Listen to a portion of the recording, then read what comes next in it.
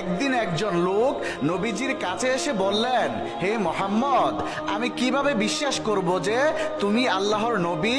তখন বিশ্বনবী লোকটিকে বললেন, আপনি যদি চান তাহলে আমি ওই দূরের যে খেজুরের গাছটি দেখা যায় সেই গাছটিকে ইশারা করব।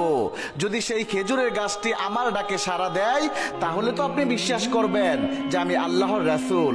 তখন লোকটি বলল, ঠিক আছে, যদি ওই খেজুরের গাছটি তোমার ডাকে সাড়া দেয় তাহলে আমি তোমাকে আল্লাহর রাসূল বলে মেনে নেব।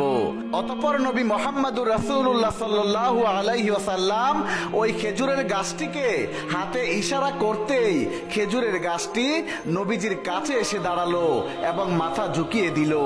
বিশ্বনবী তখন ওই গাছটিকে বললেন, এবার তুমি তোমার জায়গায় চলে যাও। অতঃপর খেজুরের গাছটি পুনরায় তার জায়গায় চলে গেল। এই দৃশ্য দেখে লোকটি হতভম্ব হয়ে গেল এবং নবীজিকে বলল, হে মোহাম্মদ, আমি এখন নিঃসংকোচে বলতে পারি যে আপনি আল্লাহর নবী।